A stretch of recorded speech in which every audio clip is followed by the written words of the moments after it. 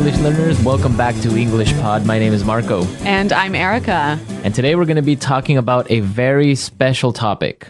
That's right. This topic was actually suggested by one of our listeners. Exactly. So keep those comments coming because we want to create lessons that you need, that you want. Exactly. So what are we talking about today? Today's lesson is about applying for a visa. A very, very important topic. Yes, and specifically, it's about a visa interview. Exactly. As you all probably know, when you apply for a visa, especially for the US, you have an interview. Yes. Where you have to answer some questions. Yes. And that's what we're going to be talking about today. So before we jump into the dialogue, let's take a look at vocabulary preview. Vocabulary preview. Okay, so let's talk about visa.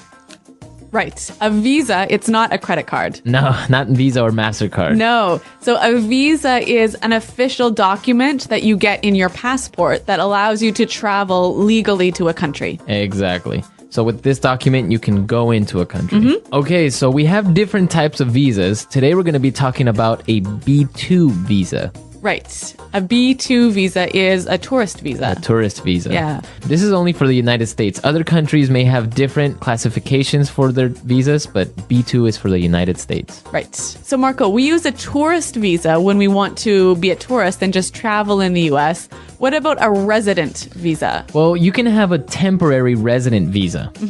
Like, for example, an F1. Yep. An F1 is for foreign exchange students who go and live in the States maybe for a year or do a MBA for 2 years or 3 years.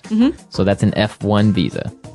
You can also get a J1 visa, which is a temporary exchange visitor. Okay. So it could be to maybe do some temporary work for 2 or 3 months and then go back to your country. So basically, a resident visa allows you to live in that country. Yeah, you can live in that country legally for a determined time. Okay, so let's listen to our dialogue. Where are we going to be exactly? In this dialogue, we're going to hear two people, a visa officer and a person who's applying for the visa. Now, the person who's applying for the visa has an accent, right? Yes. But this is really good practice for helping you to understand people with different accents. Exactly. So let's listen to the dialogue and then we'll come back and explain all the great vocabulary.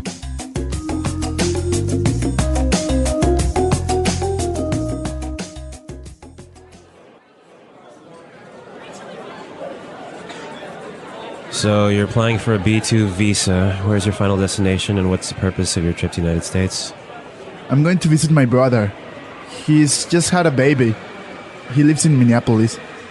And how long do you plan to remain in the United States? I'll be here for approximately 3 weeks. So here's my return ticket for the 26th of March. And who's sponsoring your trip? My brother. Here. This is an invitation letter from him. I will stay with him and his family in their home. All right. Tell me about the ties you have to your home country. Well, I own a house. Actually, I'm leaving my dog there with my neighbors. I have a car at home. And my job? I'm employed by Tornell as an engineer. Actually, I only have 3 weeks vacation, so I have to go back to work at the end of March. And what evidence do you have that you are financially independent? Well, I do have assets in my country. Like I said, I own a house and see, here's a bank statement showing my investments and my bank balance. I'm sorry, sir. We cannot grant you a B2 visa at this time. Instead, you are granted a resident visa. Congratulations! You are the millionth person to apply for a visa. You win! Congratulations! Yay! All right, what a lucky guy. He applied for a tourist visa and now he's getting a resident visa. Yeah, that's great. But does this really happen, No. Marco? No, that would never happen at a consulate. Okay, well, we can dream that this might happen for us. Yeah, exactly. All right, let's take a look at the words in language takeaway today. Language takeaway. All right, on language takeaway, we have sponsoring.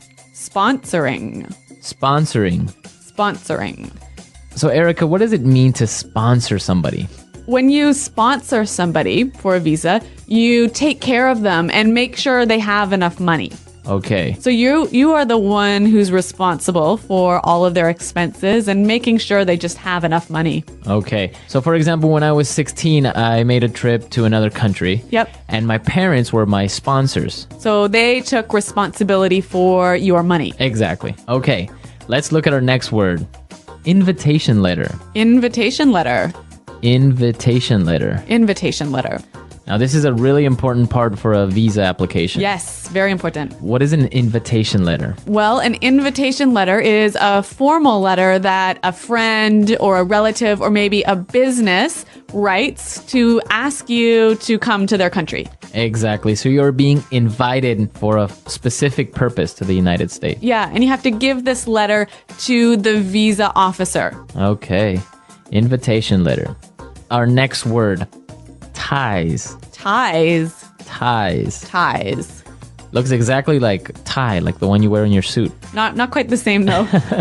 All right, so what are ties? The ties you have to your country are the things that keep you attached to your country. Okay. That make sure that you will return to your country. Okay, so what are some examples of ties? Like maybe a house or a wife or a child or maybe some money in your bank account. Okay. Or a job even. Okay. Okay, perfect. Yeah, a good way to think of this is imagine like a rope that's attached to you and tying you to your country, to your house, to your job, to your kids. Okay, so you can't run away. Exactly. Okay.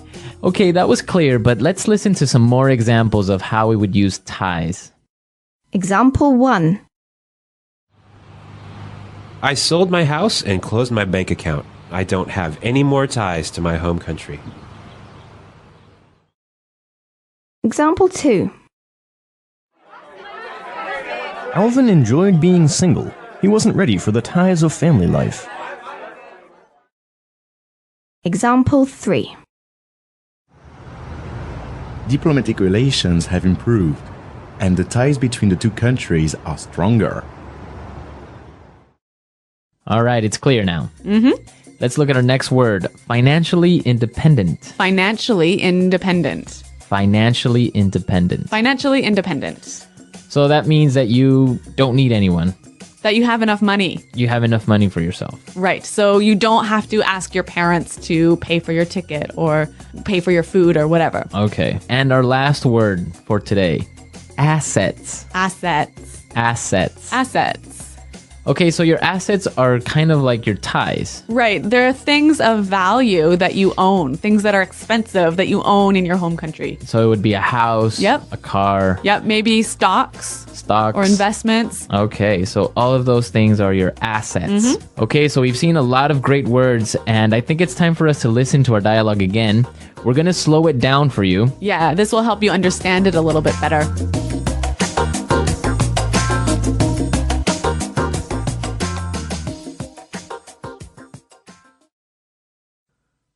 So, you're applying for a B2 visa. Where is your final destination, and what is the purpose of your trip to the United States?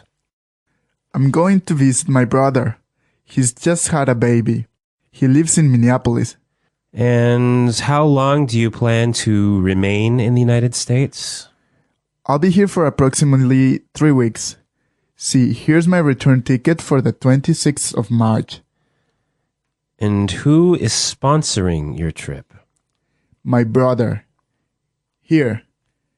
This is an invitation letter from him. I'll stay with him and his family in their home.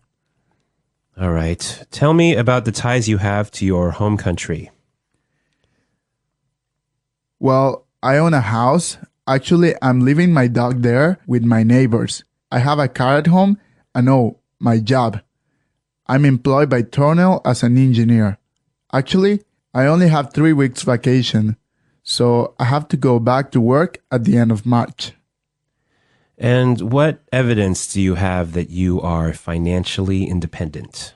Well, I do have assets in my country. Like I said, I own a house. And see, here's a bank statement showing my investments and my bank balance.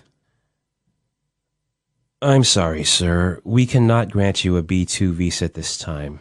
Instead, You are granted a resident visa. Congratulations! You are the millionth person to apply for a visa. You win! Congratulations! Yay!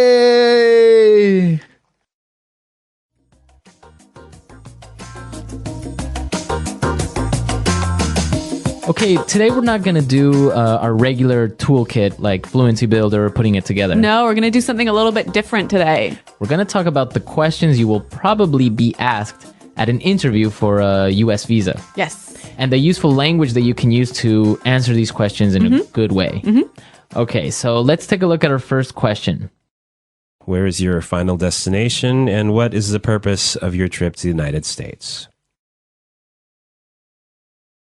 Where is your final destination, and what is the purpose of your trip to the United States?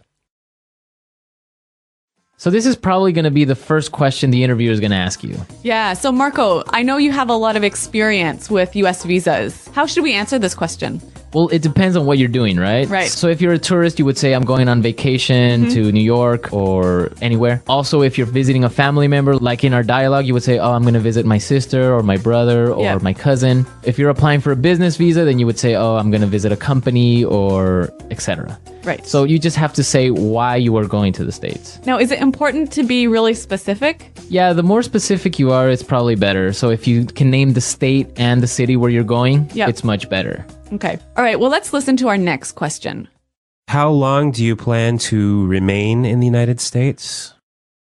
How long do you plan to remain in the United States? Okay, so this is a really important question also because in your application, you have to put how long you plan to stay in the U.S. Right. It's a pretty straightforward answer. 2 months, 1 month, 3 weeks. Right. But you just have to make sure that your answer matches what's written in your application form. Yeah. Exactly. Okay, now let's take a look at our last question. Tell me about the ties you have to your home country. Tell me about the ties you have to your home country.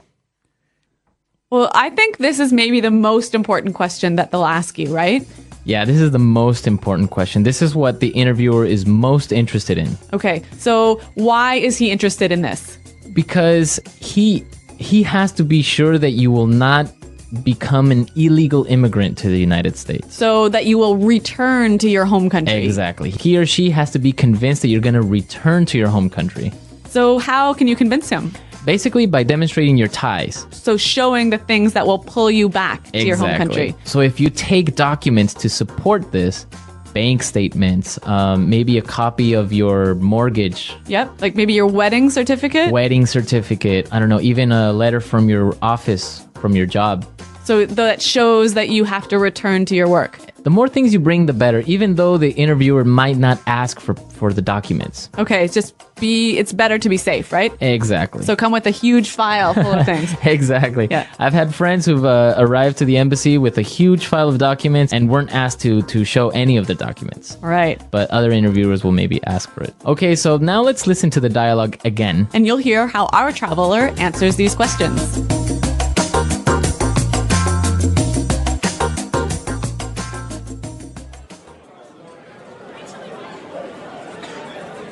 So you're applying for a B2 visa. Where's your final destination, and what's the purpose of your trip to the United States?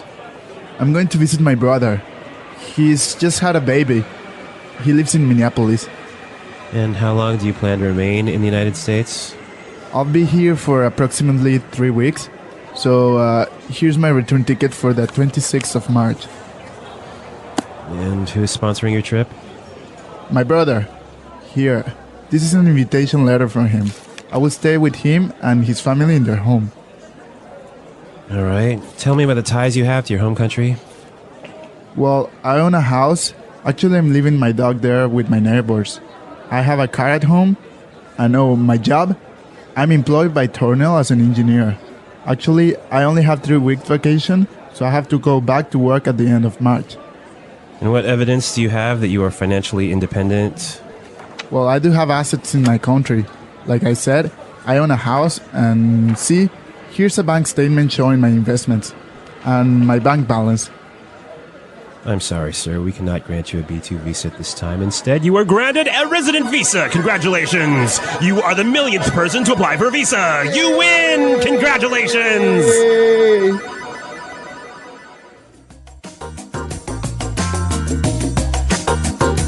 Well, I hope this was a useful lesson for all of our listeners because I'm sure that in one point or another, in the future, you're going to apply for a visa. Mm-hmm.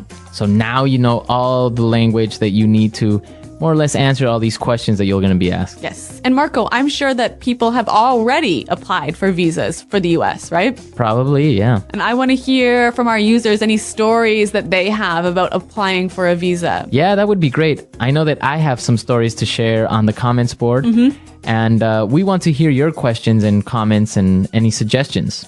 So visit our website at englishpod.com and Marco and I will be there to respond to you and answer your questions. Well, everyone, thanks for listening, and until next time, goodbye.